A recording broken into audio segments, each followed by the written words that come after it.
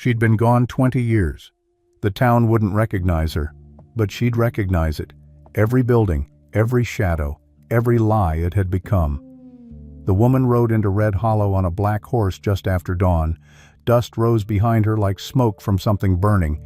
She didn't hurry, didn't slow, just kept that steady pace like she'd been riding it for days and would ride it for days more. The horse was the first thing people might have noticed if they'd been paying attention.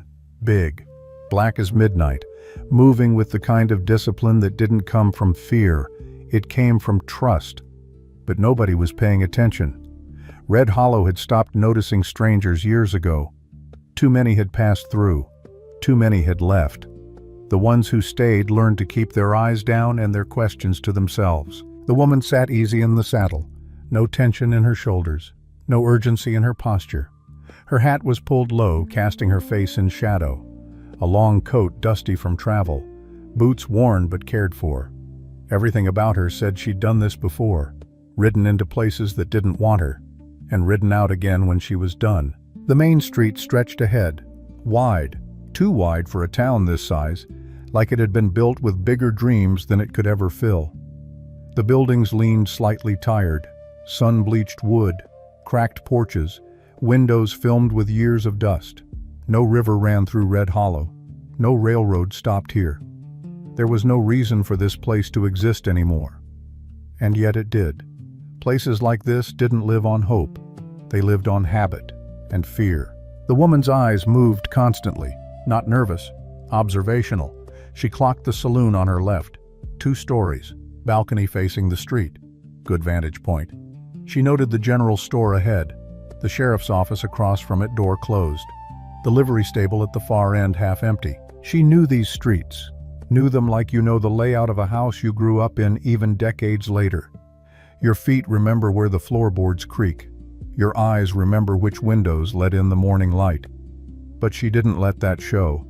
A man stepped off the boardwalk without looking, nearly walked into her horse. The animal stopped patient. The man glanced up, muttered something that might have been an apology or might have been annoyance, and kept walking. He never really saw her. That was fine. She wasn't here to be seen, not yet. The woman guided her horse to the saloon, dismounted in one smooth motion, tied the reins to the hitching post. The horse settled immediately like it knew to wait. And it did know. They'd been waiting together for a long time. She stepped onto the boardwalk. Her boots made solid sounds. Not loud, just present. The kind of footsteps that didn't apologize for the space they took. The saloon doors were the swinging kind. Half height. She pushed through. Inside the air was cooler. Dim. It took a moment for eyes to adjust from the bright morning outside. The smell hit first.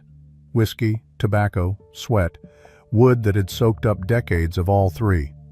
A few men sat at tables. Early drinkers, or maybe they'd never stopped from the night before. A bartender wiped glasses behind the counter. Automatic. Rhythmic. The piano in the corner sat silent. The woman walked to the bar. The bartender looked up, took her in with a glance that lasted less than a second. Woman. Alone. Dusty. Traveler. Not a threat. Not interesting. "What'll it be?" he asked. She didn't answer right away. Let the question sit. Looked at him, then at the mirror behind the bar. It was cracked, the silver backing flaking, but it showed the room, showed the men at the tables, showed the exits. "Water," she said. Her voice was quiet, not timid, just low, the kind of voice that didn't waste itself on volume. The bartender blinked. "Water." "Yes." He shrugged, filled a glass from a pitcher, set it in front of her. She paid. He took the coin without really looking at it and went back to his glasses. The woman picked up the water, didn't drink yet, just held it, turned slightly so her back was to the corner and she could see the room. One of the men at a table glanced her way, looked through her, went back to his cards. She took a sip. The water was lukewarm, probably been sitting in that pitcher since yesterday, but it was wet. That was enough. Through the window she watched the street, watched people move about their morning business. A shopkeeper sweeping his porch, a woman carrying a basket, a kid running then slowing when an adult shouted at him to quit it. Normal, ordinary, the surface of things. But underneath she could feel it. The weight. The fear that lived here now so familiar, nobody even called it fear anymore. They just called it how things were. A woman moved through the saloon, older than the drinkers, younger than the bartender. She carried a tray collecting empty glasses, but her eyes were sharp, alert. She'd been doing this long enough to read a room without looking like she was reading it. She passed close to the bar, glanced at the woman with the water glass. For just a moment, something flickered. Recognition. No. Familiarity. Like seeing a face that reminded you of someone but you couldn't place who. "You're new," she said. Not unfriendly, not welcoming either, just stating fact. The woman at the bar looked at her. Didn't nod. Didn't deny. The saloon woman held her gaze for a heartbeat longer, then quieter. "You shouldn't be here." It wasn't a threat. More like advice. The kind you give when you know it won't be taken, but you say it anyway because your conscience needs to hear itself try. The woman at the bar said nothing. The saloon woman moved on, collected her glasses, disappeared into a back room. Outside, a rider appeared at the end of the street, then two more behind him. They moved at a walk, confident, like they owned the space they moved through, because in a way they did. The woman watched them in the mirror. 3 men, armed, not trying to hide it. The lead rider had a red bandana around his neck. The other 2 wore dark hats, brims low. The men in the saloon noticed too. Cards were set down. Drinks were finished quickly. One man stood, dropped coins on the table, and walked out the back way. The bartender kept wiping his glass. Didn't look up. The woman set down her water, still half full, walked to the door. "Ma'am," the bartender called. She paused. "You might want to finish that inside." She looked back at him. He wasn't meeting her eyes, just wiping that same glass over and over. She stepped through the swinging doors. The heat hit her again. The sun was higher now. The 3 riders had stopped in the middle of the street near the general store. The woman walked to the edge of the boardwalk, sat down on a bench outside the saloon, leaned back, crossed her arms, like she had all the time in the world. Across the street movement. A man stood in the doorway of the general store. Older, 60s maybe, thin, the kind of thin that came from worry, not poverty. His hands gripped the doorframe. He was looking at her, not at the riders, at her, and his hands were shaking. The old man's name was Elias Turner. Once a long time ago he'd been someone different, someone who thought he mattered, someone who believed that if you kept your head down and did your work you'd be left alone. He'd been wrong about that. For 3 days he'd been watching the road, sitting in the same chair outside his store, barely eating, barely sleeping, just watching, because he knew. The way you know when a storm's coming even before the sky changes. You just feel it in your bones. And now she was here. He didn't recognize her face. Too many years, too much distance. But he recognized the way she sat, the way she didn't look away when the world told her to, the way she existed in a space like she'd earned it, not borrowed it. She looked like her brother. Elias's chest tightened. His breath came shallow. He wanted to go inside, lock the door, pretend he hadn't seen her, pretend this wasn't happening. But it was too late for pretending. The 3 riders had noticed him now. The one with the red bandana, a man named Samuel, turned his horse toward the store. "Elias Turner," Samuel called out. Not loud, didn't need to be. His voice carried the weight of certainty. "Mr. Crow wants a word." Elias didn't move. Couldn't move.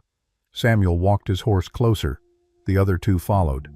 They stopped a few feet from the boardwalk, close enough to be menacing, far enough to have space if things went wrong. "You hear me, old man?" Samuel said. Elias's mouth was dry. "I heard." "Then step down here. Let's take a ride." It wasn't a request. Everyone knew that. The few people still on the street had already found reasons to be elsewhere. Doors closed, shutters pulled. Red Hollow had learned how to disappear in plain sight. Elias looked past Samuel, at the woman on the bench. She was watching, not with urgency, not with concern, just watching the way you watch something you've been expecting. Samuel followed his gaze, glanced at the woman, then dismissed her with the same glance. Just another traveler, another nobody. "Ma'am," he said, conversational. "This is business. You'll want to move along." The woman didn't respond, didn't even look at him directly. Samuel frowned slightly, not used to being ignored. "I said move along." Nothing. One of the other riders, younger, shifted in his saddle. "Samuel, we don't have time for—" "I know what we have time for," Samuel cut him off. He looked at the woman again. "Last chance, ma'am. This doesn't concern you." The woman finally turned her head, looked at him. Her eyes were dark, hard to read in the shadow of her hat, but there was something in them, something still, like deep water. "Doesn't it?" she said. Her voice was quiet, but it cut through the street like a knife. Samuel straightened slightly. The dismissal was gone. Now he was actually seeing her. "You know this man?"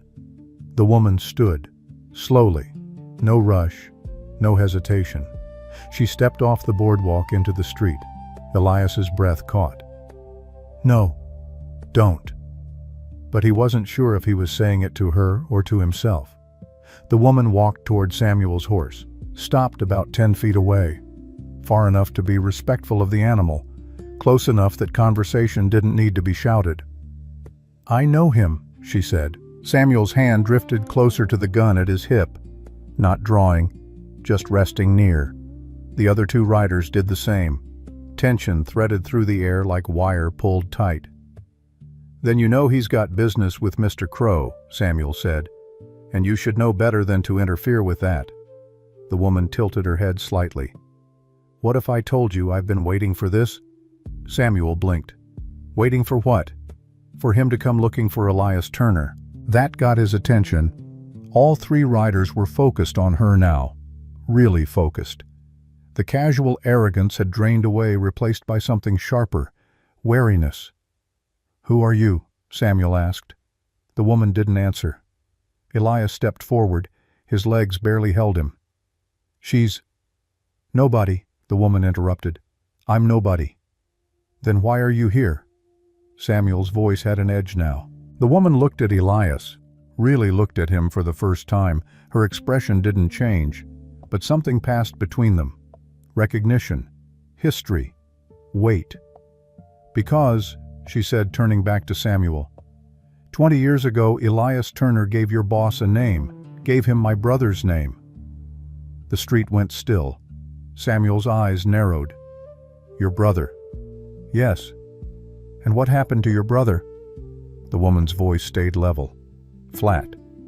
"You know what happened." Samuel studied her, pieces clicking into place. "You came back." "I did." "For him?" Samuel nodded toward Elias. "For all of it." One of the other riders, the younger one, laughed nervously. "Samuel, this is—" "Shut up," Samuel said, not looking away from the woman. His hand was fully on his gun now, not gripping, just touching. "Ma'am, I don't know what you think you're doing, but you're making a mistake." "Am I—" "This town belongs to Barrett Crow. You're standing on his street, interfering with his business. That's a problem." The woman nodded slowly. "I know who runs this town." "Then you know you should walk away." "I've been walking for 20 years, she said. "I'm done walking." Samuel's jaw tightened. He glanced at his men. A silent exchange. They shifted ready. "Last warning," Samuel said.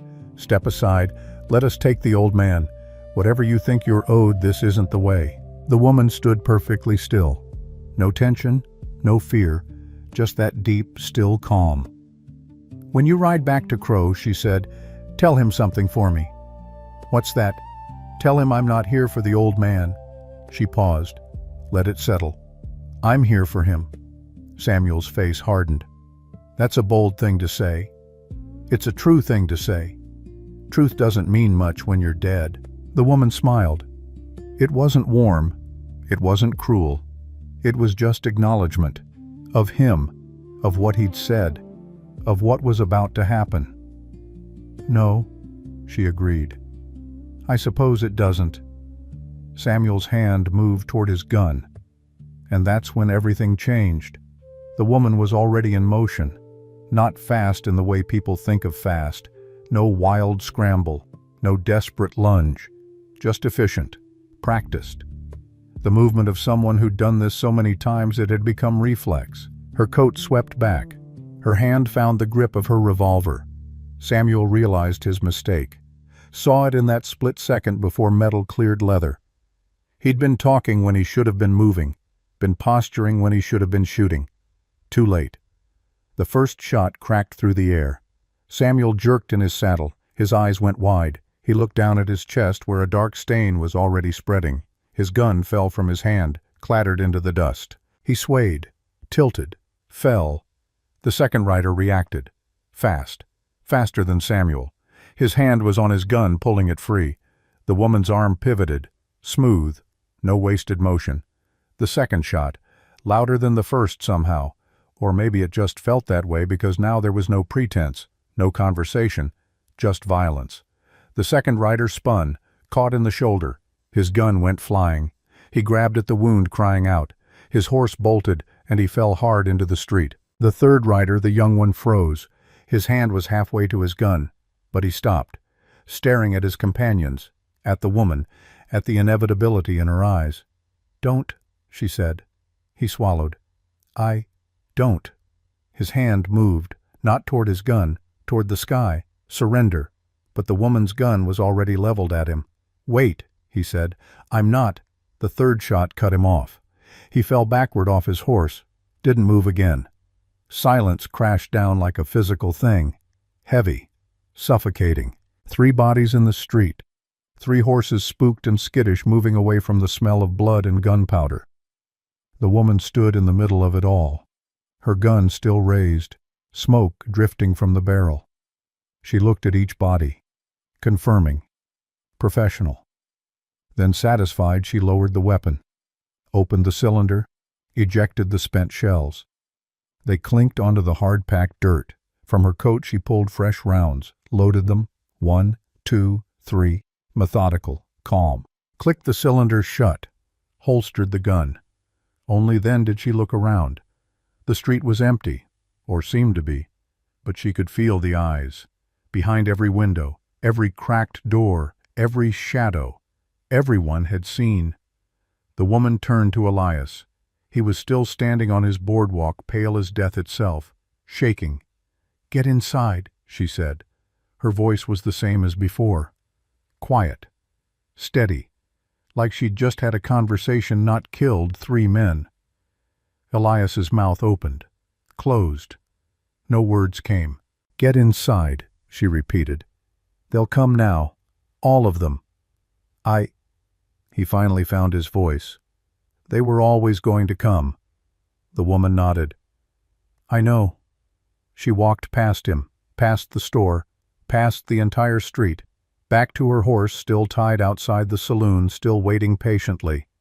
Behind her, Elias stood in the doorway of his store, looking at the bodies, at the blood darkening the dust, at the gun in the street that Samuel would never pick up again. And he understood something he'd been trying not to understand for 3 days. She hadn't come to save him. She'd come to finish something. And Red Hollow, whether it knew it or not, was about to learn the difference. Inside the Silver Dollar Saloon, the bartender stood frozen behind his counter.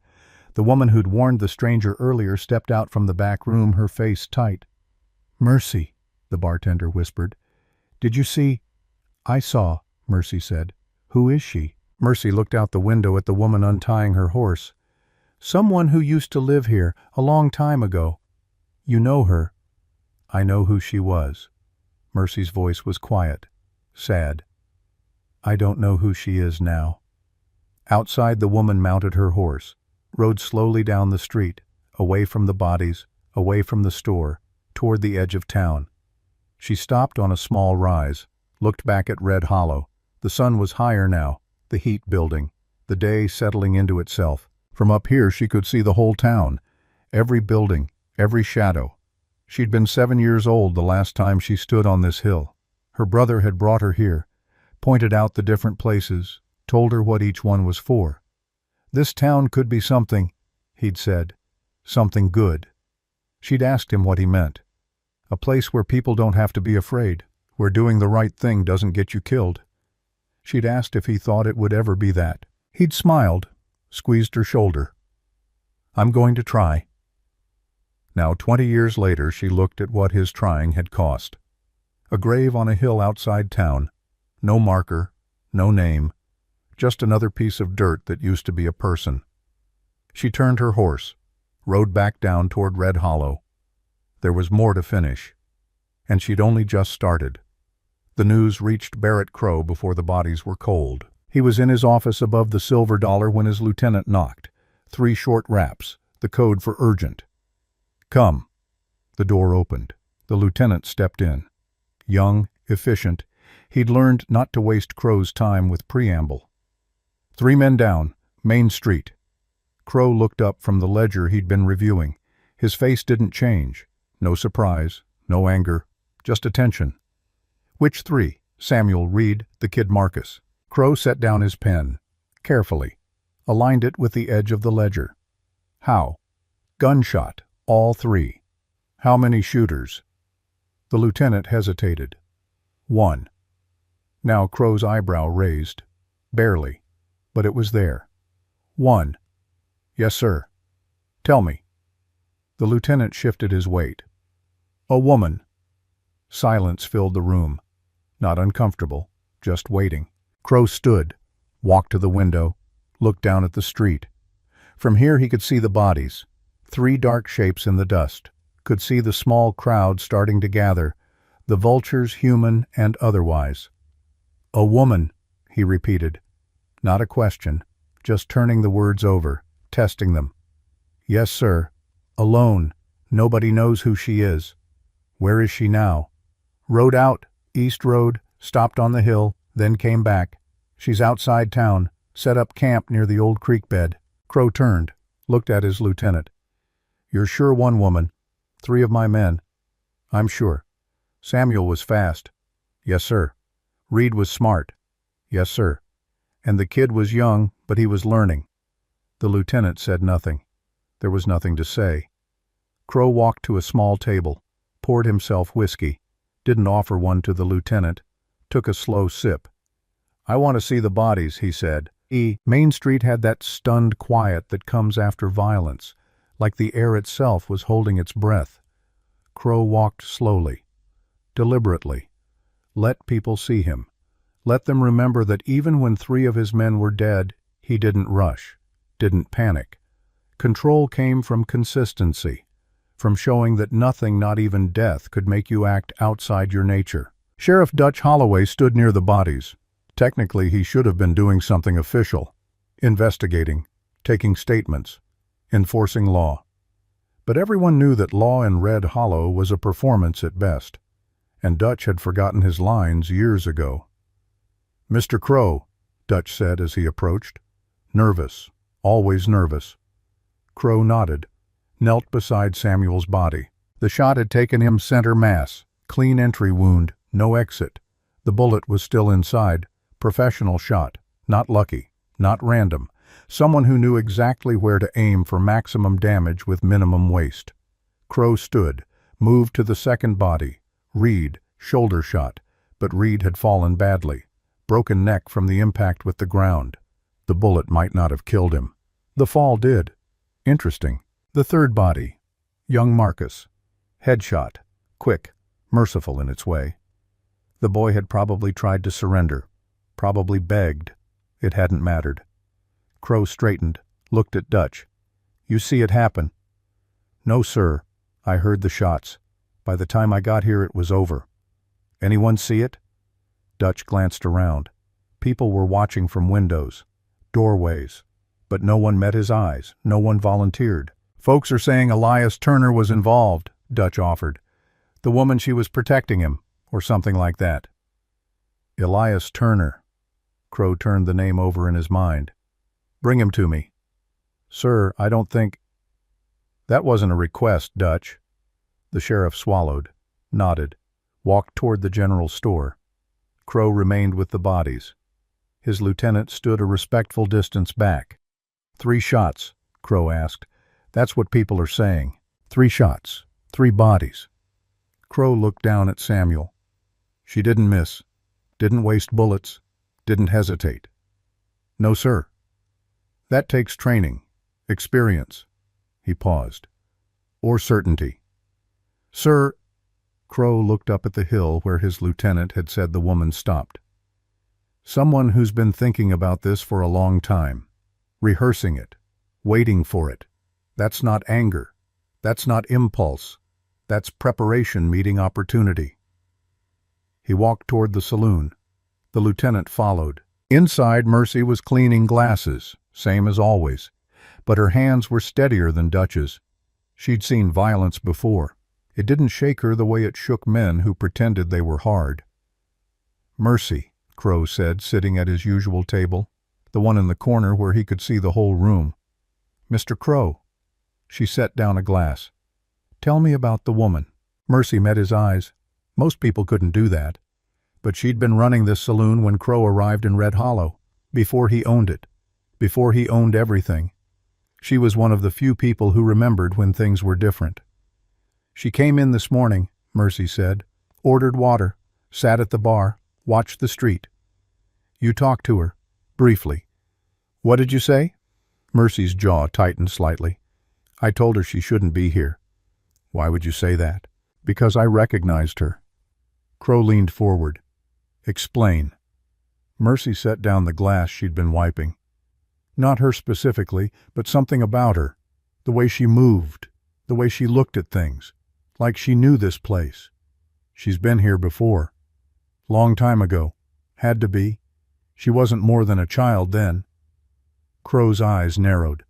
How long ago? Mercy knew what he was asking, knew the timeline he was thinking about. 20 years, she said quietly, give or take. The room seemed to contract. The air got heavier. 20 years, Crow repeated. He sat back. Thought. 20 years ago, Red Hollow was different, smaller, less organized. Crow had been building his reach then, establishing territory, making examples. There'd been a man, he couldn't remember the name, but he remembered the principle. Someone who'd tried to organize the townspeople. Talk about standing together, about pushing back against outside interests. Crow had dealt with it, efficiently. There was a family, Mercy said, like she could hear his thoughts. Brother and sister. Parents died of fever. The brother, he was young, mid-20s maybe. He tried to make something of this place, tried to get people to stand up for themselves. Crow nodded slowly, the memory sharpening. I remember. The sister was just a girl, 7, 8. She watched him. Where is she now? She left, right after. Someone took her east. An aunt, maybe, I don't know, but she left. Crow steepled his fingers. And now she's back. Seems so. For Elias Turner. Mercy's silence was answer enough. The door opened. Sheriff Dutch entered, practically dragging Elias. The old man looked like he'd aged another 10 years in the last hour. His face was gray. His hands shook. Mr. Crow, Dutch said. I know who it is. Crow gestured to the chair across from him. Sit down, Elias. Elias sat. Looked like he wanted to disappear into the wood. Tell me about the woman, Crow said. Elias's mouth opened. Closed. No sound. Elias, I don't have patience today. 3 of my men are dead. I need to understand why. And I think you know. Elias's voice cracked. He swallowed. Her name, I don't know what she calls herself now, but her brother. His name was William Hayes. Crow went still. The name landed like a stone in water. William Hayes. Yes. He remembered now. Not just the principle. The person. A good man. That's what made him dangerous. Good men made other people believe things could be different, could be better. That was a threat to any system built on the acceptance of how things were. So Crow had removed the threat. I gave you his name, Elias whispered. 20 years ago, when you asked who might cause problems, I told you about William Hayes. You did. Crow's voice was calm, factual. I didn't know what you'd do. I swear I didn't. Yes, you did, Elias. You knew exactly what I'd do. That's why you gave me the name, because you were scared, and you thought giving me someone else would save you. Elias's face crumpled. I'm sorry. Sorry doesn't matter.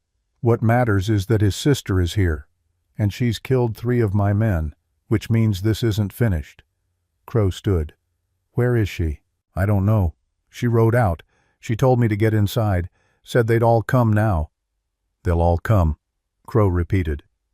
He smiled, not friendly, not cruel, just acknowledgement of a chess move. "She's smart. She knows killing 3 men sends a message, forces a response." "What are you going to do?" Dutch asked. Crow walked to the window, looked out at the street, at the bodies being loaded onto a wagon now, at the blood stains in the dust. "I'm going to find out what she wants," he said, "and then I'm going to decide if she gets it." The woman made camp a mile outside town, near what used to be a creek. It only ran a few months a year now. The rest of the time it was just a dry scar in the earth. But it had trees, cover, and it was high enough to see anyone approaching from Red Hollow. She unsaddled her horse, brushed him down, checked his hooves, fed him grain from her pack. The horse ate patiently. He'd been with her 5 years, knew her rhythms, knew when to rest and when to run. When the horse was settled, she built a fire. Small, just enough to heat coffee and chase the chill that would come when the sun set. She sat with her back against a tree, gun within reach, always within reach. The day faded. The sky turned orange, then purple, then that deep blue that comes before true dark. Stars started to appear. Out here, away from even the small lights of Red Hollow, they were brilliant, countless. She remembered this sky, remembered her brother pointing out constellations, making up stories about them when he didn't know the real ones. "That one there," he'd said, pointing, "that's the broken wagon. See how it's tilted. That's because the driver was too stubborn to stop when the wheel cracked, kept going, and now he's stuck in the sky forever learning the hard way that pride costs." She'd asked what the lesson was. That sometimes you have to stop, admit something's broken, fix it properly before you go on. She'd asked if he ever stopped, if he'd laughed, ruffled her hair. "Not often enough, little sister, not often enough." The memory hurt. Old wounds always hurt worse than fresh ones. Fresh ones you could still hope would heal clean. Old ones you knew exactly what kind of scar they'd leave. She pulled out her gun, checked it, cleaned it, even though she'd already done this earlier. It was ritual now, meditation. Her hands knew the movements. Disassemble, wipe down each piece, check for wear, oil, reassemble, load. Her brother had taught her this too. She'd been 10. Too young, some would say. But he'd said age didn't matter. Responsibility did. "A gun isn't a toy," he'd said, sitting cross-legged across from her in almost this same spot. "It's a tool, a serious one, and if you're going to carry it, you need to understand what it means." She'd asked what it meant. "It means you've decided some things are worth defending. Some lines can't be crossed, and if someone crosses them, you're willing to answer that with finality." She'd asked if he'd ever shot anyone. He'd been quiet for a long time. Then, once, a man was hurting someone weaker, wouldn't stop. I asked him to, then I told him to, then I made him. "Did he die?" "No, but he understood me after that." She'd asked if he was sorry. "Sorry I had to, yes. Sorry I did, no." Now she reassembled her gun. The firelight caught the metal. She loaded 6 rounds, one more than she'd used today. Always stay loaded. Always be ready. Because tomorrow or the day after that, Barrett Crow would come. And when he did, this would end the way it had to. In Red Hollow, Elias Turner sat in his store in the dark. He hadn't lit a lamp, didn't want light. Light meant seeing himself in the mirror, seeing the man he'd become. On the table in front of him sat a photograph. Old, faded, the edges worn from being held too many times. William Hayes, smiling, young, full of that stupid optimism that gets good men killed. Next to him in the photograph, a little girl, his sister, gap-toothed grin, braids, eyes that believed everything her brother told her about how the world could be. Elias picked up the bottle. Whiskey. Not good whiskey. The kind you drank when you weren't drinking for taste, when you were drinking to forget. But he couldn't forget. He'd been trying for 20 years. It didn't work. Every morning he woke up and remembered what he'd done. Every night he went to sleep hoping tomorrow would be the day it didn't matter anymore. Today tomorrow had arrived, and it mattered more than ever. He poured, drank. The whiskey burned going down, settled in his stomach like guilt made liquid. "I didn't know," he said to the photograph, to the empty room, to himself. "I swear, William, I didn't know he'd kill you. I thought he'd just... I don't know what I thought." But that was a lie. He'd known. Maybe not the specifics, maybe not the exact method, but he'd known that giving Barrett Crowe a name meant signing a death warrant. He'd done it anyway, because he was scared, because he thought if he gave Crowe someone else, Crowe would leave him alone. And it had worked. For 20 years it had worked, until today. "She came back," he whispered. "Your sister. She came back." He drank again. The bottle was half empty now, or half full, depending on how you looked at it. Elias had always been a half-empty kind of man. "She killed 3 of them. 3, just like that. I don't even know her name anymore, don't know who she is, but she's got your eyes. That same look you used to get when you'd decided something, when nothing could change your mind." The photograph didn't answer. The dead never did. But Elias kept talking anyway, because the silence was worse. "I'm sorry," he said. "I know that doesn't fix anything, doesn't bring you back, doesn't undo what I did, but I'm sorry. I've been sorry every day since, and I'll be sorry every day until I die." He paused, poured again. "Which might be soon. She didn't come here to save me. I know that. She came here to finish what you started, and I'm just part of the mess that needs cleaning up." Outside, Red Hollow slept, or pretended to. The streets were empty, doors locked. People had learned to make themselves scarce when violence came to town. Elias looked at the photograph one more time, then set it face down on the table. Couldn't look at it anymore, couldn't stand those hopeful eyes. He finished the bottle, let his head rest on the table, and waited for morning, when consequences would come due. Dawn came cold and clear. The woman rose before the sun, packed her camp, saddled her horse, rode back toward Red Hollow as the sky turned from black to gray to that pale gold that meant day was breaking. She didn't go into town, not yet. Instead, she circled, came at it from the north, found a spot on higher ground where she could see the whole layout. Red Hollow spread out below her, small, fragile, like something that could blow away in a strong wind. She watched, learned, saw the saloon, the biggest building, 2 stories, balcony facing the street. That would be Crowe's place. Men like him needed height, needed to look down on what they controlled. Saw the general store. Dark. Elias would be in there, hiding or drinking or both. Saw the sheriff's office. A joke. The sheriff was bought. Everyone knew it. The badge was just decoration.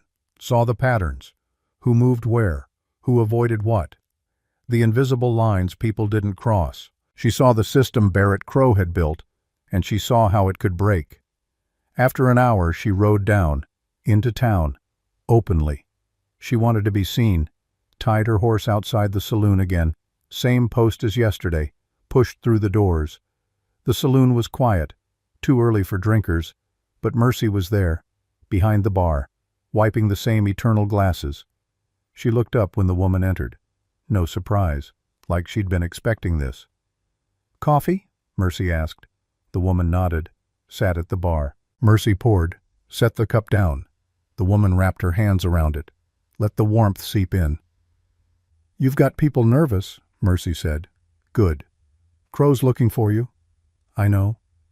What are you planning?" The woman took a sip. The coffee was strong, bitter, perfect. "I'm planning to finish something," she said. Mercy leaned against the bar, studied her. "You don't remember me, do you?" The woman looked up, really looked, at the lines around Mercy's eyes, the gray in her hair, the way she held herself. Something clicked. The saloon, 20 years ago. You worked here then. Owned it then. Still own it. Crow just takes a percentage now. Mercy's smile was tired. I remember you. You were small, quiet, watched everything. I still do. Your brother used to bring you here sometimes. On Sunday afternoons, you'd have lemonade while he talked to folks, trying to convince them they didn't have to accept things the way they were. The woman's hands tightened slightly on the cup. Did you believe him? Mercy was quiet for a long moment. I wanted to. But wanting doesn't change anything, and your brother found that out the hard way. The woman set down her cup. Tell me what happened. The real version, not the story people tell themselves to sleep at night. Mercy glanced toward the door, making sure they were alone. Then she pulled up a stool, sat across the bar. Your brother was organizing people, she said, getting them to stand together, refuse Crow's terms. It was working. For a while it was actually working. And then Crow made him an offer. Private. Just the two of them. Mercy's voice dropped. He told William he could leave. Tonight. Take you and go east. Never come back. And Crow would let it all slide. Let him live. The woman's breathing stopped. What did he say? He said no. Mercy's eyes were wet. He said someone had to stand. Someone had to show people it was possible. And if he ran, he'd be proving that it wasn't. So Crow killed him. Crow tried one more time, told him he was being stupid, that dying wouldn't help anyone, that he could do more good alive somewhere else than dead here. And, Mercy's voice cracked slightly, and your brother said, maybe, but I'll die knowing I tried. Can you say the same? The woman closed her eyes. That sounded like William. Stubborn, principled, stupid and brave in equal measure. They shot him that night, Mercy continued. Made it look like an accident at first, a fall, but everyone knew. We all knew. And we all stayed silent, because we were afraid. The woman opened her eyes. They were dry, but hard. You were there? I saw them take him, saw them bring him back, saw them bury him on the hill outside town. No marker, no ceremony, just dirt. And you said nothing. I said nothing. Mercy didn't flinch from it. I kept my head down, kept my business, kept living, and I've regretted it every day since. The woman stood, put money on the bar, more than the coffee cost. He had a choice, she said quietly. He did. He chose to fight. Yes. The woman looked at Mercy. So do I. She walked toward the door, stopped, turned back. Thank you, she said, for telling me. Mercy nodded. What are you going to do? The woman's hand rested on the door. I'm going to finish what he started. That means killing Crow.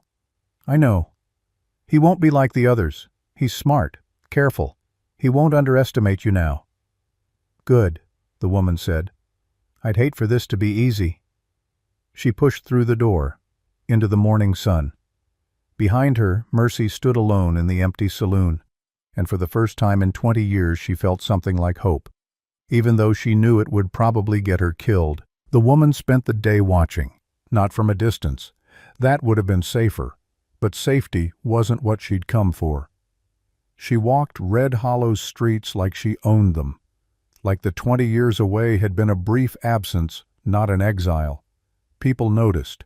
How could they not? The stranger who'd killed 3 men yesterday was now strolling past their homes, their businesses, their carefully maintained pretense of normal life. But no one approached her.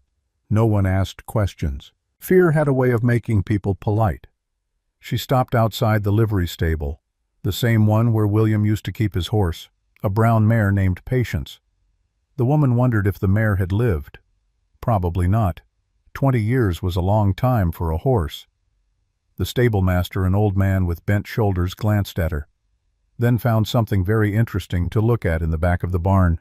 She moved on, past the church, small, white paint peeling. The preacher had died years ago from what she'd heard. No one had replaced him. Red Hollow didn't have much use for salvation anymore. She walked the perimeter, noted the exits, the approaches, the places where a man could hide, the places where he couldn't. All the while she felt eyes on her. From windows, from doorways, from the second-floor balcony of the Silver Dollar Saloon. Barrett Crow was up there. She couldn't see him, but she knew. The same way an animal knows when a predator is watching. Let him watch, let him wonder, let him plan.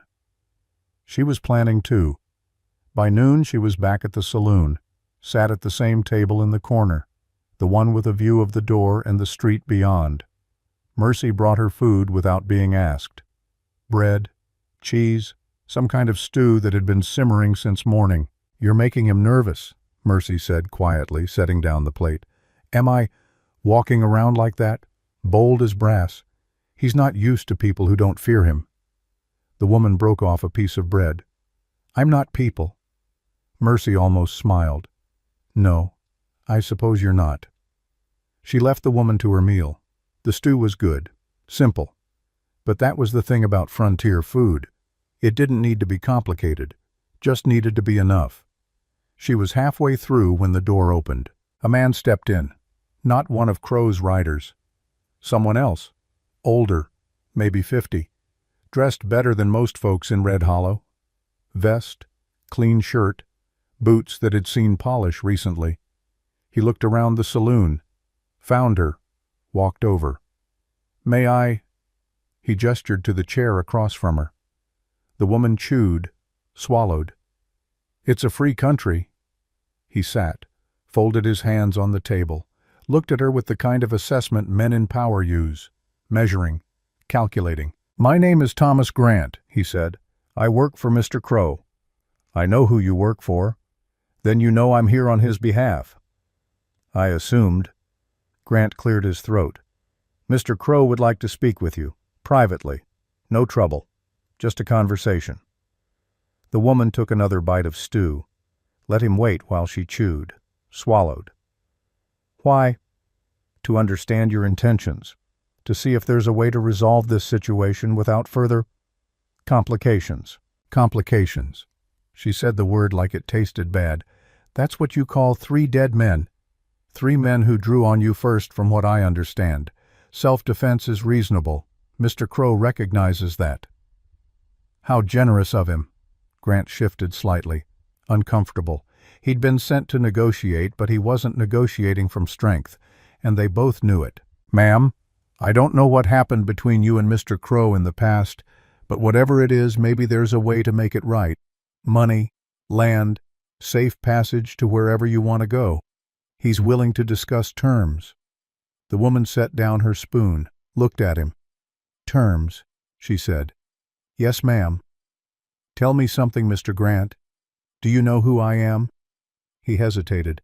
"I know you're connected to someone from a long time ago." "My brother, William Hayes." Grant's face went carefully neutral. "I've heard the name. He tried to make this town better, tried to organize people to stand up for themselves. Your employer killed him for it."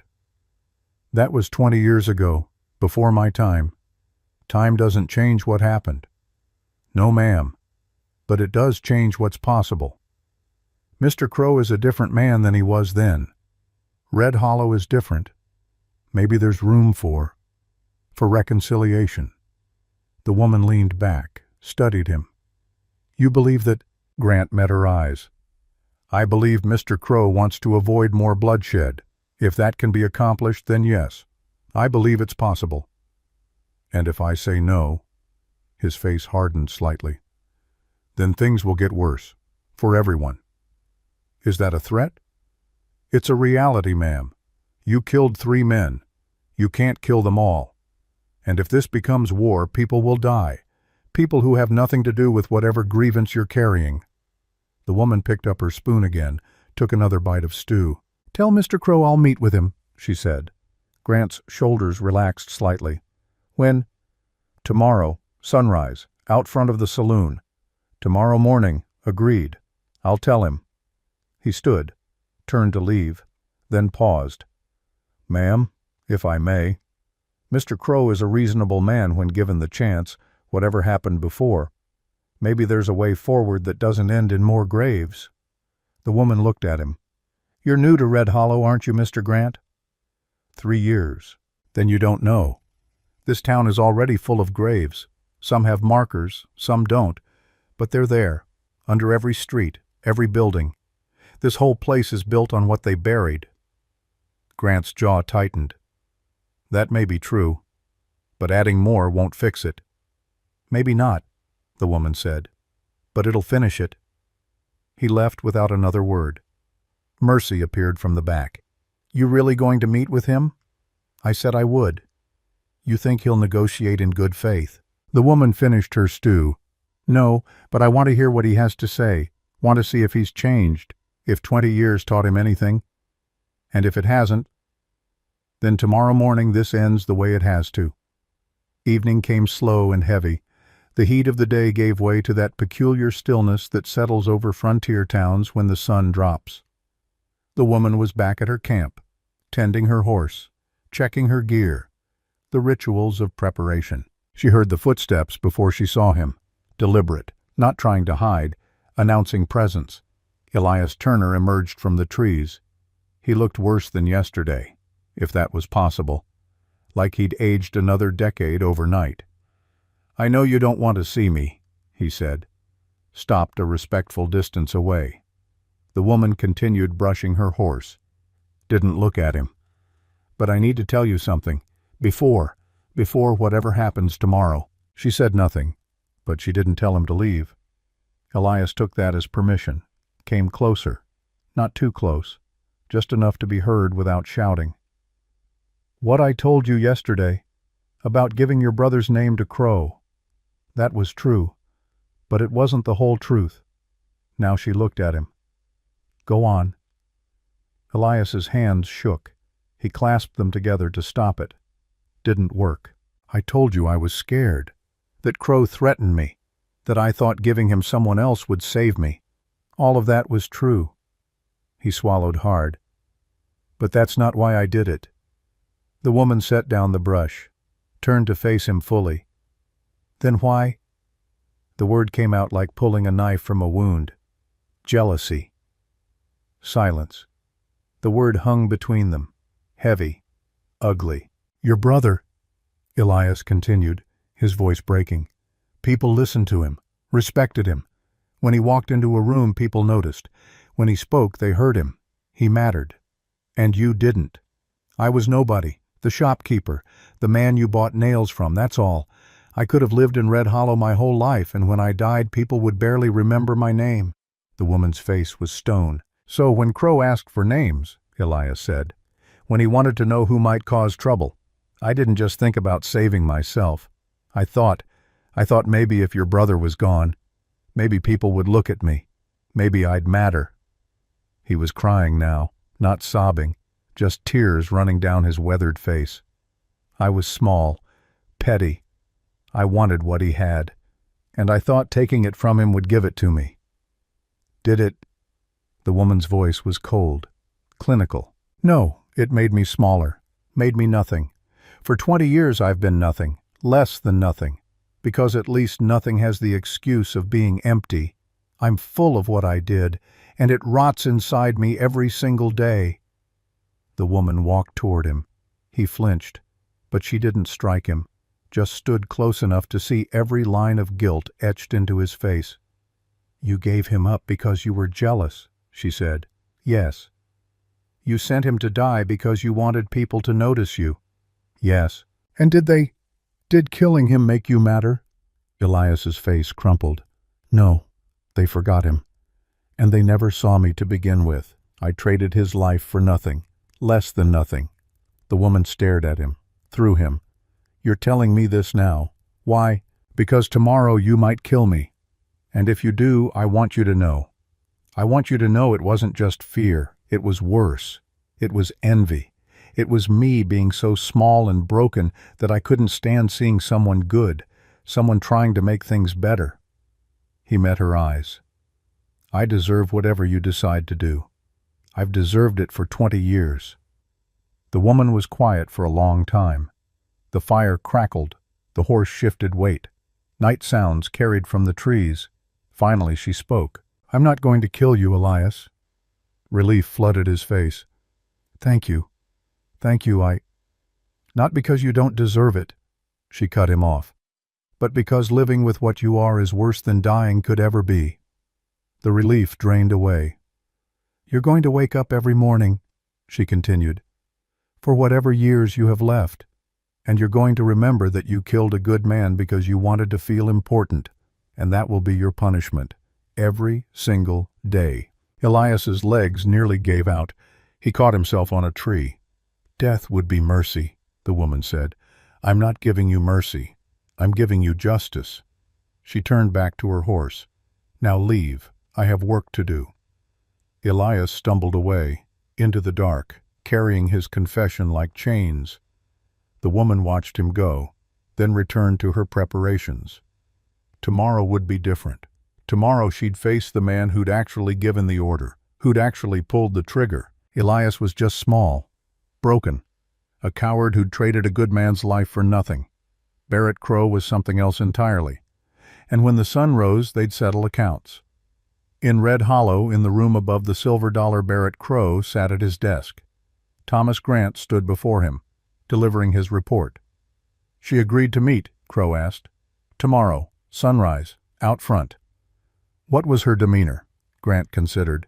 Calm, controlled, not eager, not afraid, just certain. Crow nodded. He'd expected that. "What did you offer her?" "Money, land, safe passage. You said to start generous." "And?" She wasn't interested. "She say that explicitly?" "Not in so many words, but yes. She's not here for terms." Crow stood, walked to the window, looked down at the street, at the place where 3 of his men had died. "Tell me about her," he said. "Your impression." Grant was quiet a moment, choosing words carefully. "She's different than the usual trouble we get. Not angry, not wild. She's like someone who's been thinking about this for a very long time, rehearsing it, and now she's just following through, like a debt coming due." "Dangerous.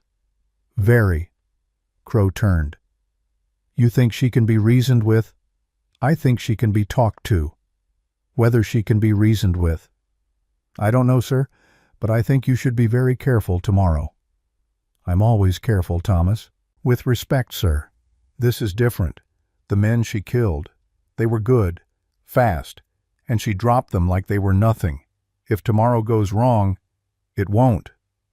"How can you be sure?" Crow smiled, thin. "Because I'm offering her what she wants." Grant frowned. "Sir, she wants me dead. I understand that. Her brother died on my orders. She's here for revenge. That's simple, clean. I can work with simple." "You're going to let her kill you?" "No, Thomas. I'm going to give her the chance. There's a difference." He walked to a cabinet, opened it. Inside a gun belt, well maintained, but dusty from disuse. "I haven't worn this in 5 years," Crow said. "Haven't needed to. When you control a town properly, you don't need to do your own violence. Others do it for you." He lifted the belt, buckled it on. The weight felt familiar, foreign. "But before I built all this," he continued, "before Red Hollow, before the system, I was just a man with a gun, and I was very good at being that man." Grant's face went pale. "Sir, you're going to duel her?" "If that's what she wants, yes." "That's insane. She's already proven.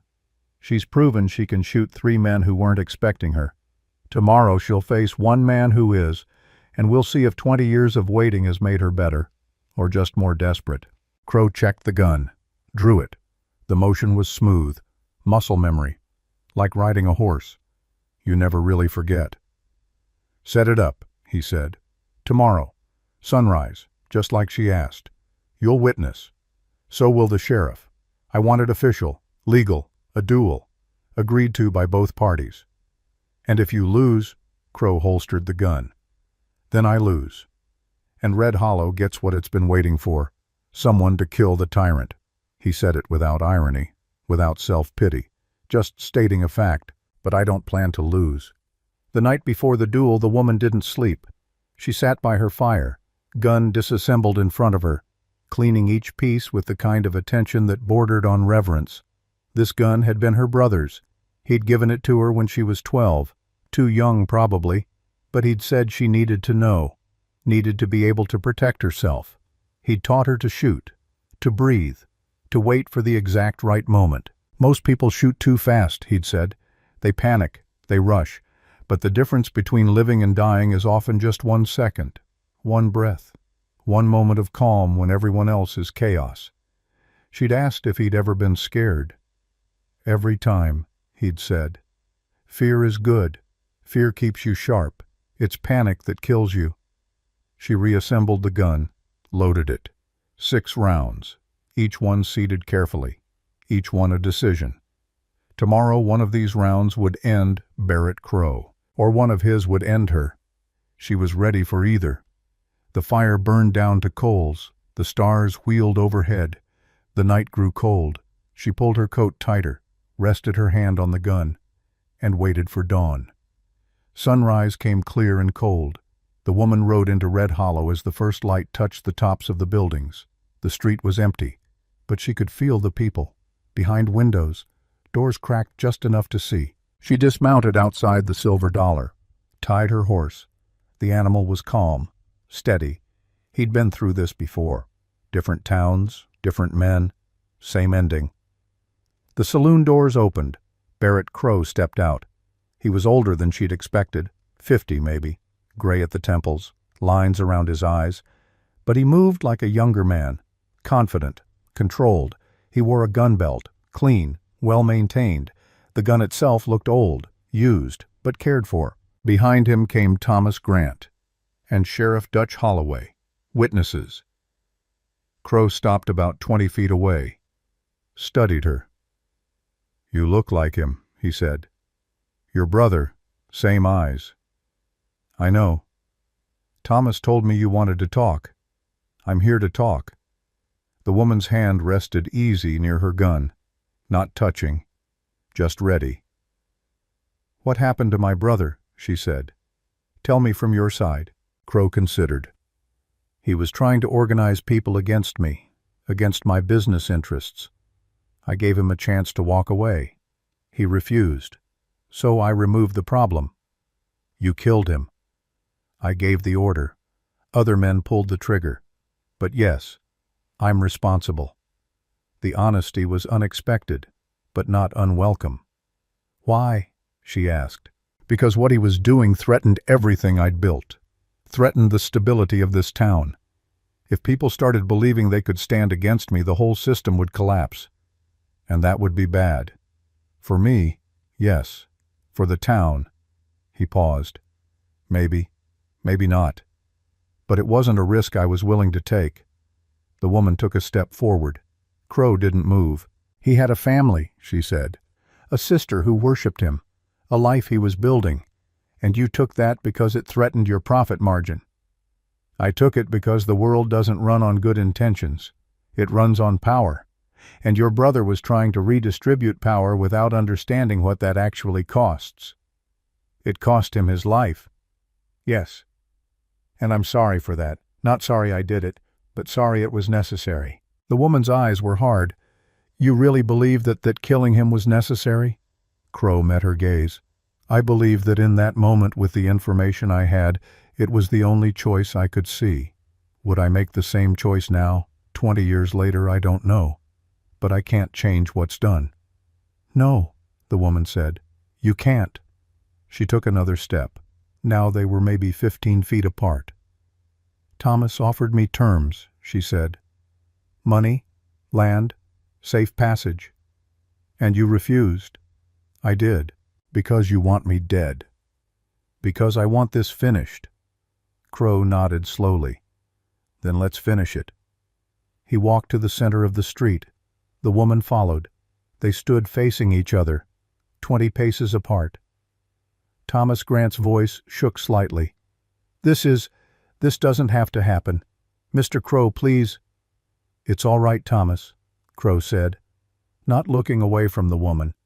"Sometimes things have to end the old way, before they can begin new." Sheriff Dutch stepped forward, trying to find some authority in his voice.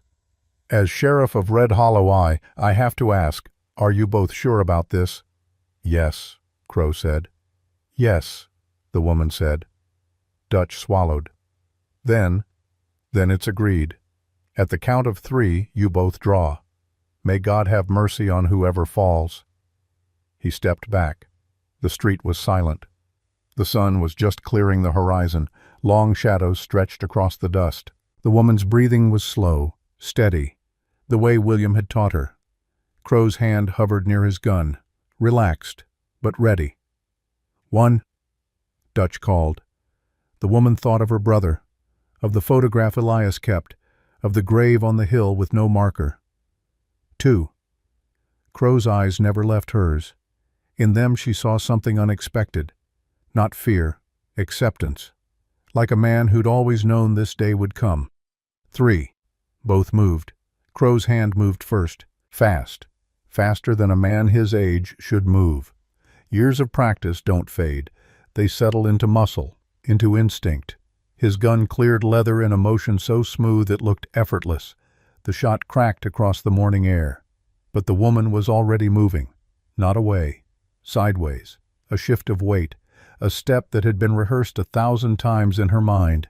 The bullet tore past her, close enough that she felt the displacement of air, close enough to smell the gunpowder, but not close enough to hit. Her own gun came up, level, steady. She didn't rush. One breath, like William taught her. Bang! The sound was different than Crow's shot, heavier somehow, more final. Crow jerked. His gun arm dropped. He looked down at his chest, at the dark stains spreading across his shirt. For a moment he seemed confused, like he couldn't quite understand what had happened. He tried to raise his gun again, tried to bring it back up, but his arm wasn't obeying anymore. The gun wavered, dropped. His knees buckled. He fell forward, caught himself with one hand, stayed there on all fours, breathing hard, blood dripping into the dust beneath him. The woman walked forward, gun still raised, still ready. She stopped 3 feet away, looked down at him. Crow coughed, red flecked his lips.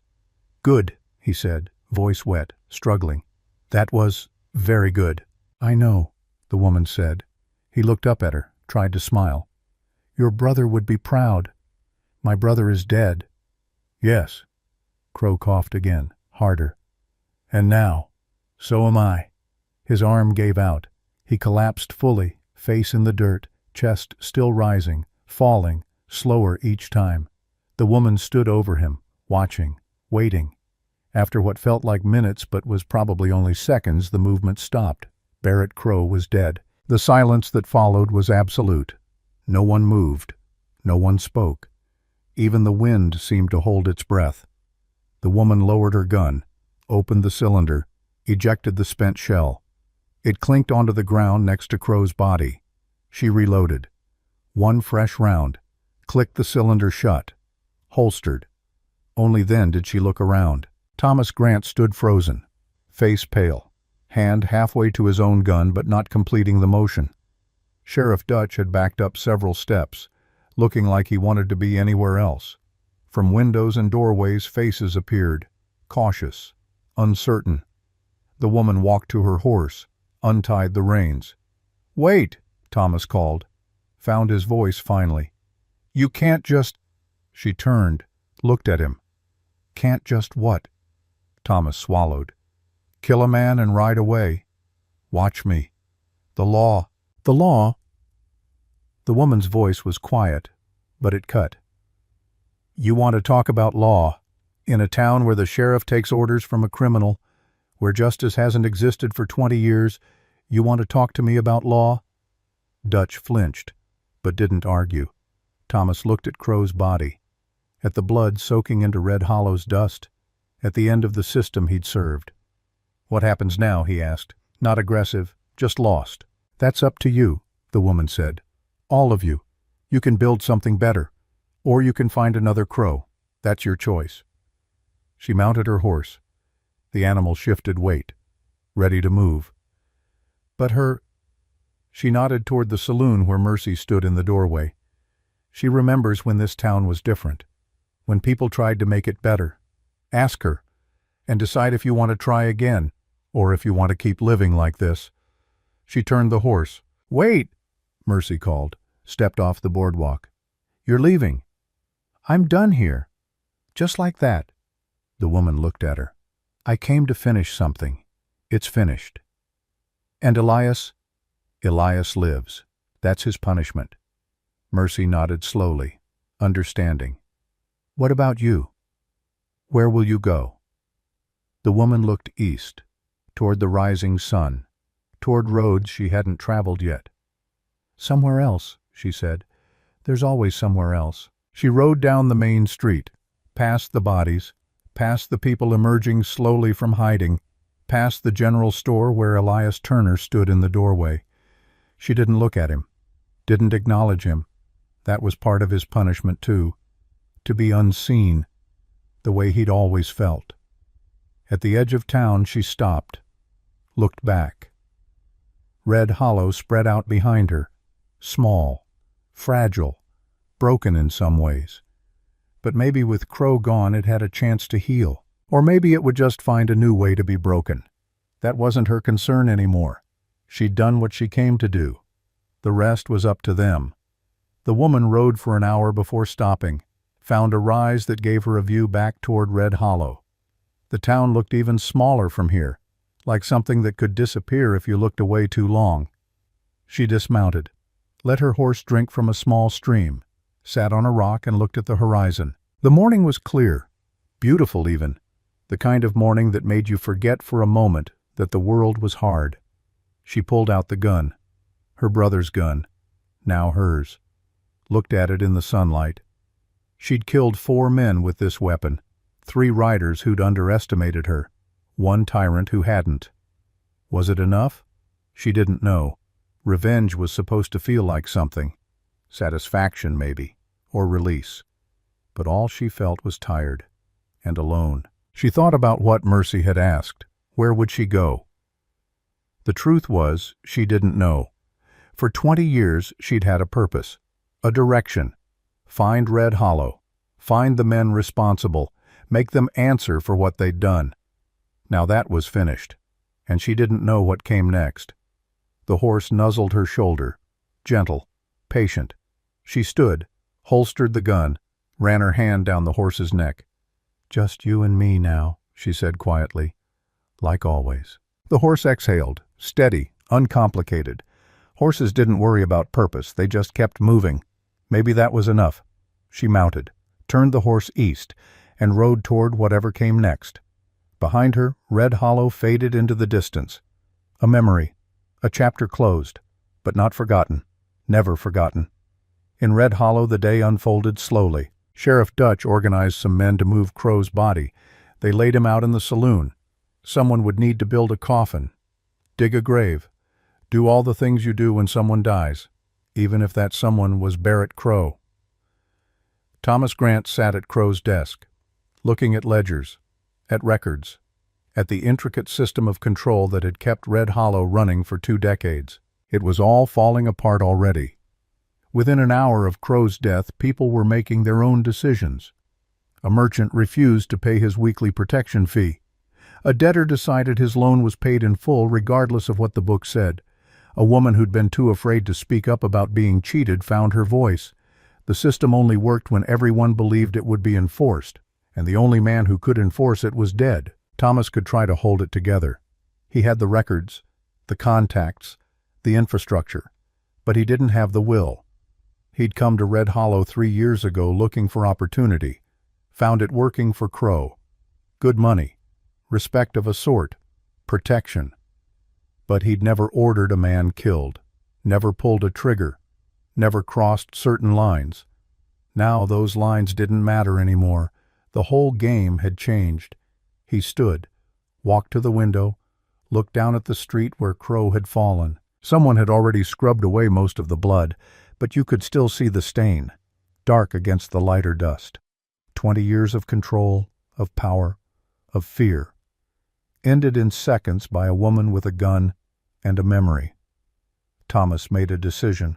He walked downstairs, found Mercy behind the bar. "I'm leaving," he said. She looked up, unsurprised. "When?" "Today. Now. Before people decide they need someone to blame for everything Crow did." Smart. He pulled out a key, set it on the bar. "This opens Crow's office, his safe. All his records are there. Do with them what you want." Mercy looked at the key. "Why me?" "Because you've been here longer than any of us.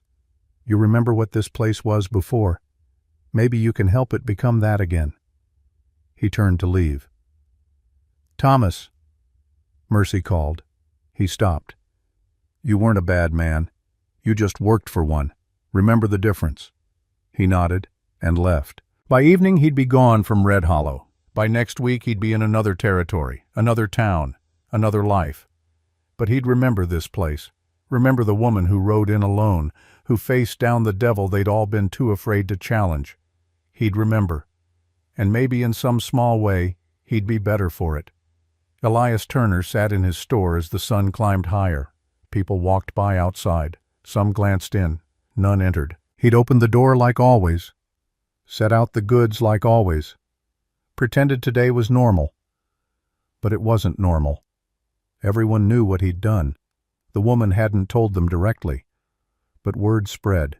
It always did in small towns. Elias Turner had betrayed William Hayes, had given his name to Barrett Crow, had sent a good man to his death. And now he had to live with that, live with everyone knowing. Around noon a woman came in, Mrs. Patterson. She'd been buying flour from him for 15 years. She walked to the counter, set down coins, took the flour, left without speaking, without looking at him. That was how it would be now. He understood. People wouldn't confront him, wouldn't shout or accuse. They'd just not see him, would treat him like furniture, like something that existed but didn't matter. He'd wanted to matter. 20 years ago he'd betrayed a man because he wanted to matter. Now he was invisible, and he'd be invisible for whatever years he had left. The woman had been right. This was worse than death. Death would have been an ending. This was just continuation, day after day of existing without mattering, of being nothing. He looked at the photograph on the table. William Hayes, smiling, hopeful. "I'm sorry," Elias whispered. "I'm so sorry." The photograph didn't answer. The dead never did. But Elias would keep apologizing anyway, for years, until his voice gave out, until he had nothing left but the apology. And even then it wouldn't be enough. Mercy Hall closed the saloon early that evening, sat alone at a table. The key Thomas had given her rested in front of her. She could open Crow's safe, look at his records, see all the deals, the payments, the threats, the names of everyone who'd cooperated with him over the years, including her own. She'd paid Crow protection money for 20 years, had let him take a percentage of everything she made, had kept quiet when he hurt people, killed people, destroyed lives. She'd told herself she had no choice, that it was survival, that speaking up would just get her killed without changing anything. And maybe that was true. But it was also a choice she'd made every day for 20 years. William Hayes had made a different choice, had chosen to speak up, to stand, even knowing what it would cost. His sister had made a choice too, had come back, had faced the man who'd killed her brother, had finished what William started. Now Mercy had a choice. She could take Crow's records, burn them, pretend none of it happened, let everyone start fresh with clean slates and clear consciences. Or she could open them, let people see who'd cooperated, who'd profited, who'd been complicit, including herself. She picked up the key, turned it over in her fingers, then made her decision. She stood, walked to the fireplace, threw the key into the cold ashes, let the past stay buried. Let people carry their own guilt privately. Forcing it into the open wouldn't make anything better, would just create new feuds, new resentments, new ways to hurt each other. Red Hollow needed to move forward, and you couldn't move forward while constantly looking back. She'd carry her guilt. Elias would carry his. Thomas had already left carrying his. And maybe slowly the town would learn to carry itself again, without Crow. without fear, without the system that had made them all smaller than they could have been. It wouldn't be easy, wouldn't be quick, maybe wouldn't even work, but it was a chance, and chances were more than they'd had yesterday. 3 days later, a young boy rode out to the old creek bed where the woman had made camp. He was maybe 12, too young for this kind of errand, but old enough to be curious, to want answers. He'd watched the duel, hidden behind a water barrel, seen the woman face down Barrett Crow without flinching, seen her win. He needed to know who she was, what she was, where she came from. But when he reached the creek bed, the camp was gone. Just ash from a dead fire. Some compressed grass where a horse had been tethered. Boot prints leading east. She was gone. He stood there for a while, looking at the empty space where she'd been, trying to imagine her. The quiet woman who'd come back after 20 years, who'd killed 4 men without seeming to feel anything about it, who'd ridden away like it meant nothing. But it had meant something. He could feel it. The whole town could feel it. Red Hollow was different now. People walked differently, talked differently, like they'd forgotten they were allowed to breathe and were just now remembering. It would take time, years maybe, before the fear truly left, before people believed they were actually free. But it had started. The change had started, because one woman had come back, had remembered, had refused to let the past stay buried. The boy pulled out a small notebook, a pencil. He'd been writing things down lately, stories he heard, things he saw. His teacher said he had a talent for words, for capturing moments. He wrote, "She came from the east when the sun was new, rode a black horse that moved like smoke, killed the men who needed killing, and left before anyone could thank her, or curse her, or understand what she really was." He paused, added, "Some say she was a ghost, some say an angel of death. I think she was just a woman who kept a promise, and sometimes that's the most dangerous thing you can be." He closed the notebook, mounted his horse, rode back toward Red Hollow. The story would spread, would change in the telling, would become legend, but some part of the truth would remain, had to remain, because Red Hollow needed to remember, needed to carry the knowledge that one person could make a difference, that standing up mattered, that the past didn't have to determine the future, as long as someone was willing to fight for something different. The woman rode for 2 weeks before she stopped thinking about Red Hollow every day. Rode through territory she'd never seen, towns that didn't know her, people who looked at her and saw just another traveler. It should have been freeing, the anonymity, the fresh start. But she carried Red Hollow with her, carried William, carried the weight of 4 dead men, carried the look on Elias Turner's face when she'd told him his punishment was living. Some nights she'd dream, not nightmares exactly, just memories. William teaching her to shoot, to ride, to stand her ground when the world pushed back. His voice in her head. Some things are worth fighting for, some things are worth dying for. Know the difference. She'd asked him once which category he fell into, worth fighting for or worth dying for. He'd laughed. "Neither. I'm just your brother. I'm worth living for. And that's harder than either of the other two." She'd been too young to understand then, but she understood now. Living was harder than dying. Carrying the weight was harder than putting it down. Moving forward was harder than standing still. But she kept moving anyway, because that's what William would have wanted. Not revenge, not justice, not even closure, just for her to keep living, keep moving, keep finding things worth the effort. 4 months after leaving Red Hollow, she found herself in a town called Silver Creek, smaller than Red Hollow, quieter, tucked into a valley between 2 ridges. She stopped at the general store, needed supplies, grain for her horse, coffee for herself. The shopkeeper was friendly, talkative, told her about the town, the people, the way things worked here. "We're peaceful folk," he said, "law-abiding, don't get much trouble." "That's good," she said, "though." He lowered his voice. "We do have a man, owns most of the land around here, controls the water rights, makes things. Difficult, for folks who don't cooperate. The woman went still. Difficult how? Nothing violent, nothing like that. Just economic pressure, you might say. Folks lose their leases, their access to water. Things get hard. She paid for her supplies. How long has this been going on? Few years now, since he arrived. Man named Sutton, Clayton Sutton. The woman loaded her saddlebags, tied them carefully. The shopkeeper watched her. You planning to stay? We could use someone who doesn't scare easy. She looked at him, at his hopeful face, at the desperation he was trying to hide. She could keep riding, could leave Silver Creek to its problems. She'd done what she came west to do, had settled her accounts with the past. She didn't owe these people anything, but William's voice was in her head again. Some things are worth fighting for. She mounted her horse, looked down at the shopkeeper. Where does Sutton spend his time? The shopkeeper's face lit up. The hotel, top floor. He's there most days. She nodded. I'll be back. Where are you going? To introduce myself.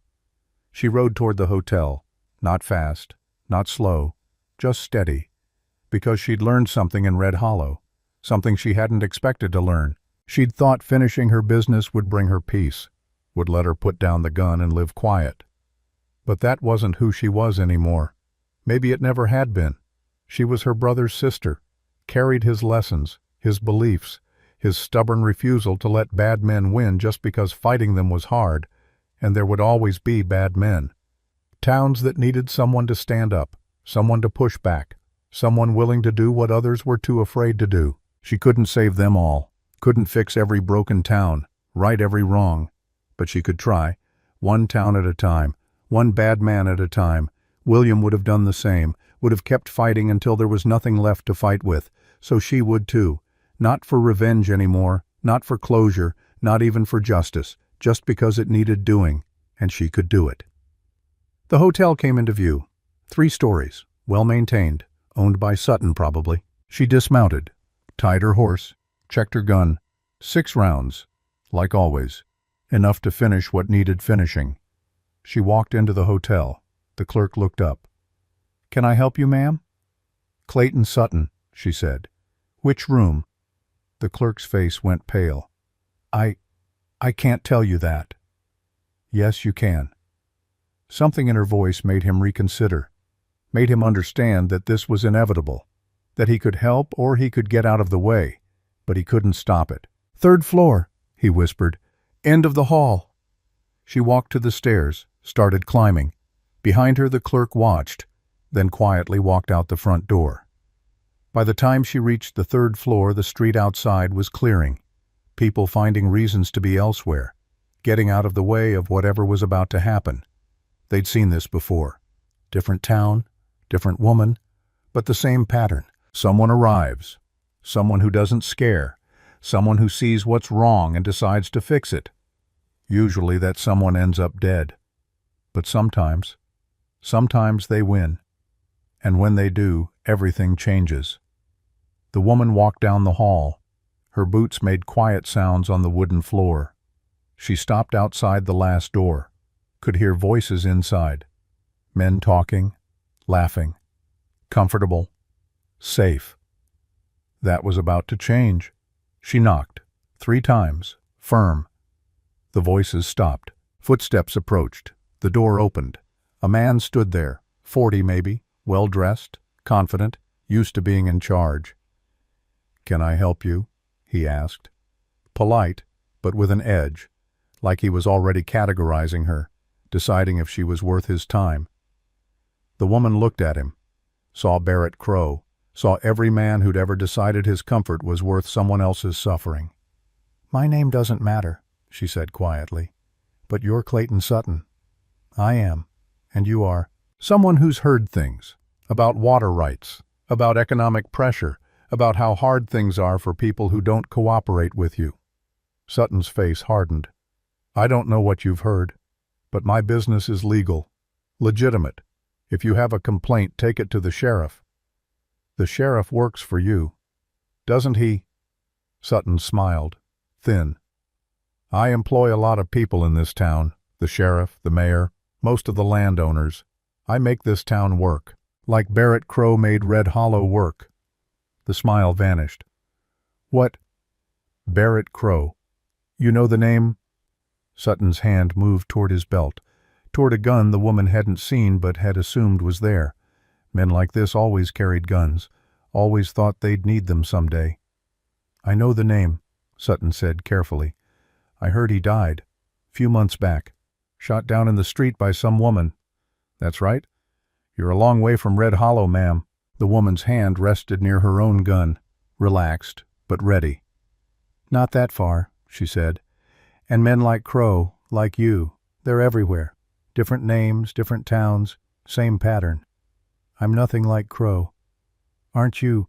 Sutton's jaw tightened. "I haven't killed anyone. Yet. But you've hurt people, broken them, taken what wasn't yours. The method doesn't matter. The result is the same. Who are you to judge me?"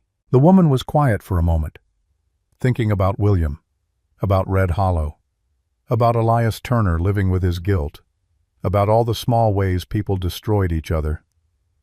"Someone who's seen what happens when no one stands up," she said finally. "Someone who's done standing aside." Sutton's hand was on his gun now. "You threatening me?" "No. I'm giving you the same choice Barrett Crow got. Leave tonight. Dissolve your holdings. Free up the water rights. Let this town breathe again. And if I don't—" The woman's eyes were steady, dark, certain. "Then tomorrow morning you and I will have another conversation, in the street, and one of us won't walk away from it." Sutton stared at her, trying to find fear, trying to find doubt, trying to find anything he could use. But there was nothing there, just that deep, still certainty. "You're serious," he said. "I am. You'd kill me for people you don't even know. I'd give you the chance to do the right thing. What happens after that is your choice." She turned, walked away, down the hall, down the stairs, out into the evening air. Behind her, Clayton Sutton stood in his doorway, hand on his gun, face pale, trying to decide if he believed her, if she was really willing to die for this, for strangers, for principle. The woman mounted her horse, rode to the edge of town, made camp. Tomorrow would bring what it brought. Either Sutton would leave, or they'd settle it the old way. She was ready for either, because this was who she was now, who she'd always been, maybe.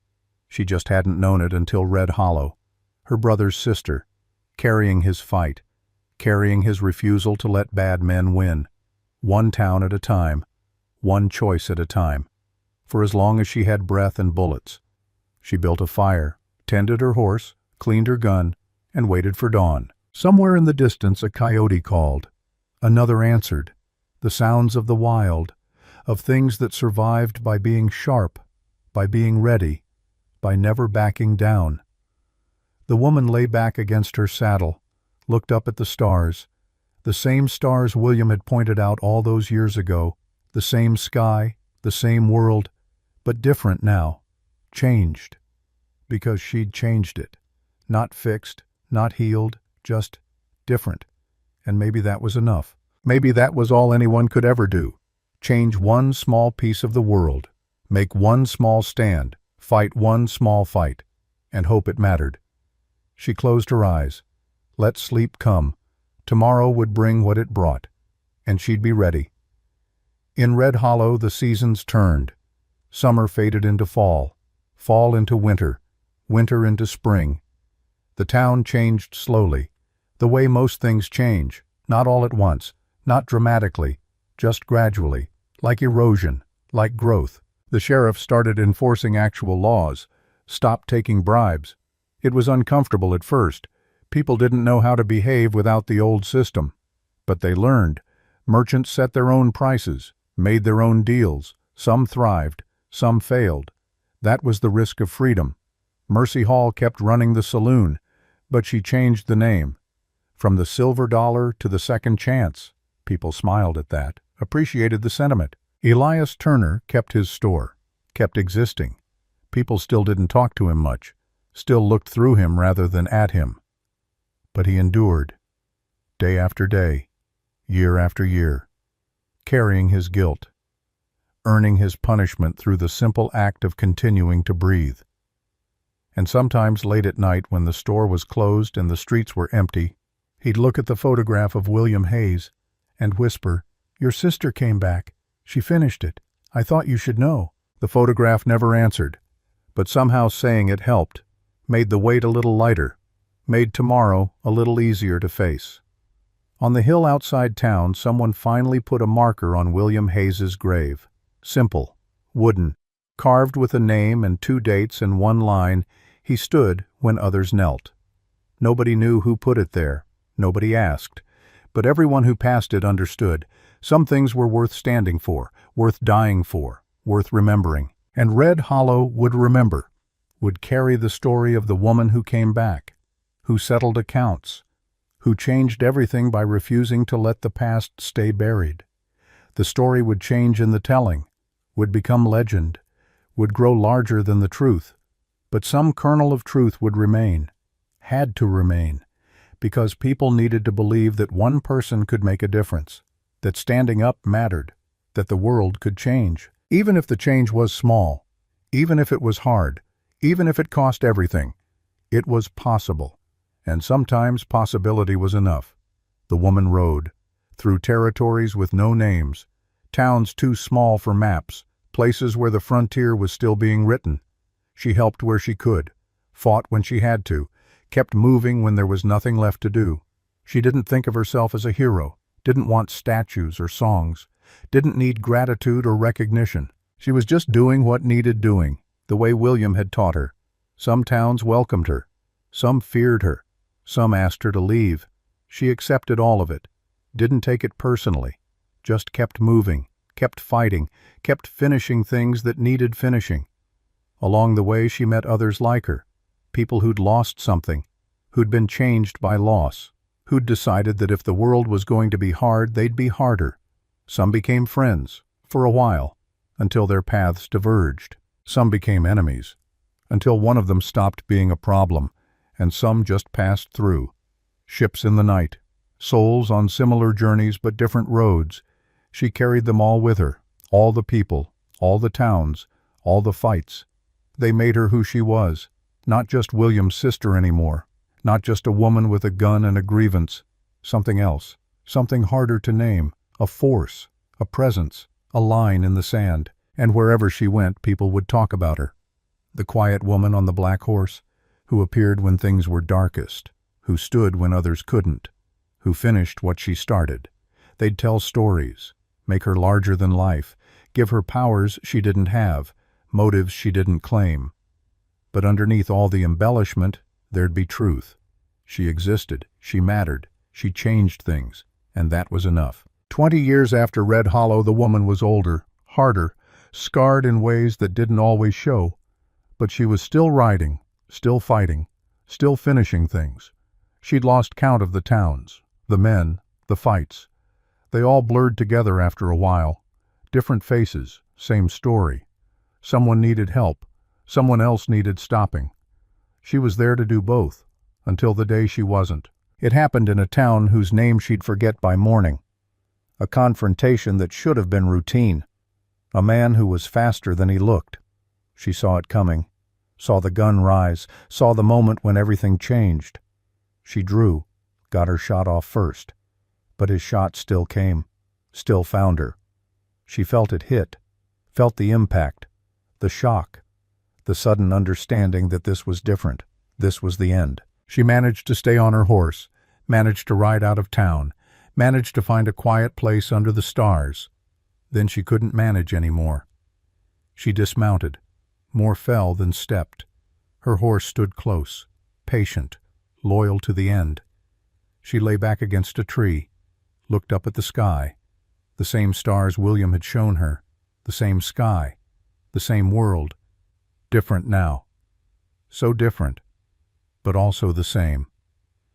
She thought about Red Hollow, about Elias, about Barrett Crow falling in the dust. She thought about all the towns after, all the fights, all the people she'd helped and hurt and saved and failed to save. She thought about William, about the boy she'd been when he was alive, about the woman she'd become after he died. Had she honored him? Had she finished what he started? She didn't know, would never know. But she'd tried. Every day, every fight, every choice. She'd tried. And maybe that was enough. Her hand found her gun, her brother's gun. She held it, one last time, then set it down, gentle, respectful. "I'm done," she whispered to the night, to the stars, to William. "I finished what I could. The rest is up to someone else." The stars didn't answer. The night didn't change. But she felt something.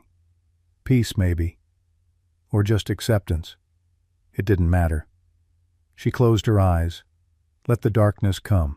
And somewhere in a town called Red Hollow, people were still telling stories about the woman who'd come back, who'd changed everything, who'd shown them that standing up mattered. The story would outlive her, would become legend, would inspire others to stand, to fight, to finish their own unfinished business. And that was enough. That was legacy. That was what William would have wanted. The woman's breathing slowed, stopped. The night carried on. The stars wheeled overhead. The frontier kept being frontier. But something had changed. Some small piece of the world was different because she'd been in it, because she'd chosen to stand, to fight, to finish. And in the end, that was all anyone could do. Make their stand, fight their fight, finish what they started. The rest was just details.